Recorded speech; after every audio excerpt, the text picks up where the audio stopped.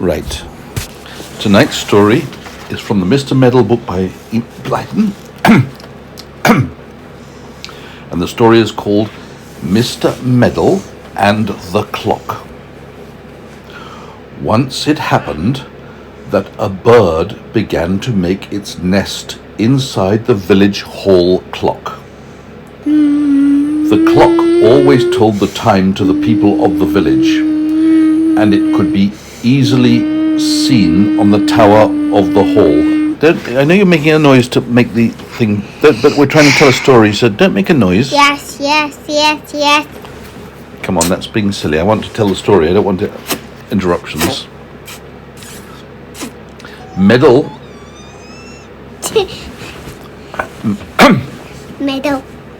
Medal happened to be in the village hall when the bird's nest was seen.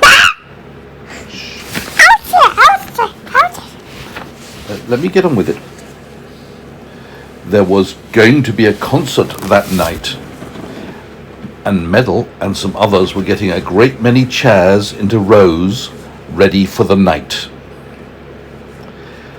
Every time that Medal passed underneath the back of the clock, he heard a tweeting noise. And at last he looked up. A little bird sat there, holding a straw in its beak. "Look at that," said Medal. "There's a bird building its nest inside the clock. Naughty, naughty." "Tweet, tweet," said the bird.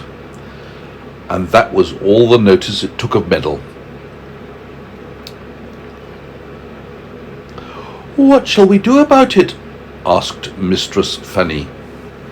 "It will stop the clock altogether if we let the bird build there. We had better get Mr. Tock, the clockmaker, to come and see to it." "Oh dear me, why bother to fetch Mr. Tock?" said Medal at once. "I could get that bird's nest out quite easily and shoo the bird away too." "You'd better not meddle with it," said Dame Flap. "You always manage to get into mischief when you do meddle." Medal pretended he hadn't heard what Dame Flap had said. He bustled about to find a ladder, but there wasn't one. So he built up 5 chairs, all balanced on top of one another. They just reached below the clock. Medal began to climb up. Good gracious, it did look dangerous. And what do you think is going to happen? She's going to fall down. We'll see, maybe.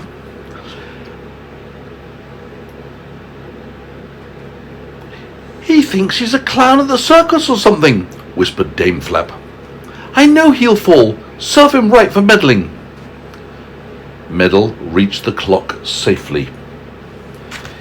He found out where the bird had got in and out. It was a tiny hole at the side of the clock's works.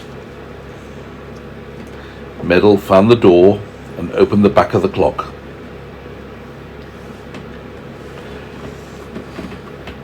Dear, dear, the bird had already built itself half a nest already. The clock would have stopped by the next night, Medal was sure. He began to clear out the straw, dead leaves and moss. He didn't look at all where he was throwing it, of course, and it went all over the people below. They were very cross. "Straw all over my hat! Straw all over my hair," said Dame Flap. "Moss down my neck," said Mistress Fanny. "That tiresome Medal." They're quite cross with him because he's throwing the bird's nest bits out and it's landing on their heads. The bird suddenly saw what Medal was doing and flew at him in a rage. Medal got a hard peck on the nose. Do you know what a peck is? No. It's like a little bite from the bird. That's a peck. Medal got a hard peck on his nose, and he was most annoyed. He nearly fell off the pile of chairs. "Go away! Shoo! Shoo! Shoo!" he shouted, and it flew again at Meddle. Meddle put up his hand to protect his eyes, and his sleeve caught in the works of the clock. He dragged his sleeve away, and as he did so, he made the hands of the clock go round very quickly, so they pointed to 12:30 instead of to 11:30. Meddle didn't know that, of course. He couldn't see the clock face outside the hall. The bird flew away tweeting.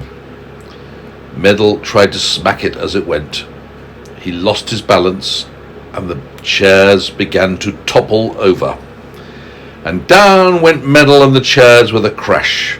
Smash, bang, crash.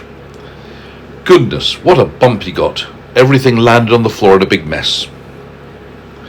He picked himself up and dusted himself down.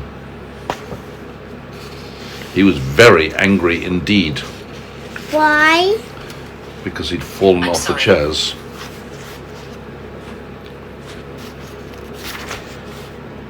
He took one look at the laughing people and then walked out of the hall in a huff. And then, what a to-do there was in the village. The big clock was the one that nearly everyone used for the time. The people were always popping in and out of the houses to see what time it was by the clock. "Good gracious, it's dinner time and my pudding isn't made yet," cried Mother Fiddle, and she hurried up so much that her dinner was quite spoilt. "Look at the time," said Mr. Gobby as he hurried by. "I'll never have time to get my dinner ready before it's time to go back to work. What has happened to the morning?" All the children were scolded for being late. They simply couldn't understand why the morning had seemed so short. They didn't guess that Mr. Meddle had put the clock on a whole hour by mistake. Because remember, before he fell off the chair, his arm pulled on one of the cogs or wheels and made the time 1 hour ahead.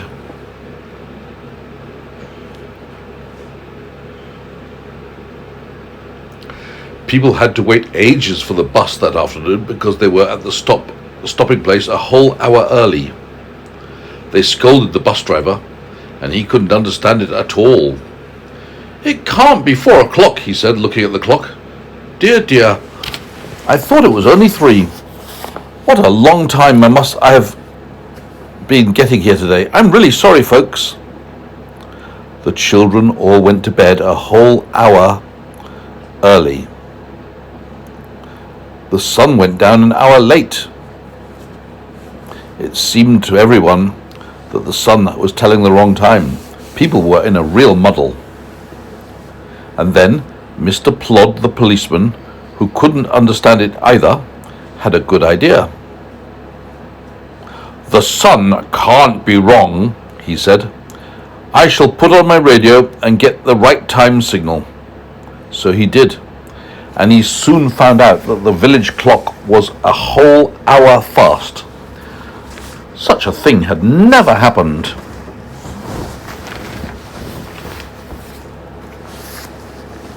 Such a thing had never happened before. "Who has been fiddling with the village clock?" cried Mr. Plod in a great rage. "Mr. Meddle, of course," said Dame Flap. "He wouldn't let us fetch Mr. Tock, the clockmaker, to put the bird's nest out of the works. He would do it himself."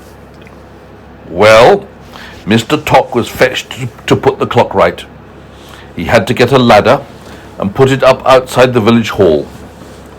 He found it very difficult to put the clock right, for when Mr. Meddle had caught his sleeve in the works, he had let a lot of straw drop down into the middle of the clock. That won't be very good. So Mr. Tock had to look inside the clock as well as put the hands right on the outside. "This will cost £5, he told Mr. Plod. And who had to pay the bill? I don't know. Yes, poor old Meddle, of course. Well, you really would think he'd give up meddling and interfering with things, wouldn't you?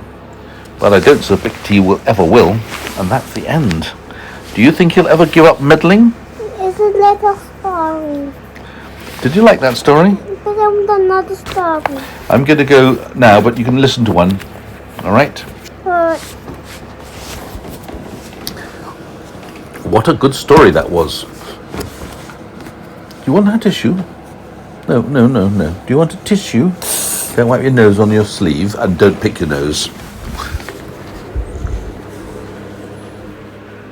The trouble is, oh yes, here you are. Here. Use that if you want to blow your nose. did it. Yeah, well, use that, it's better. Yeah, I don't want it. Yeah.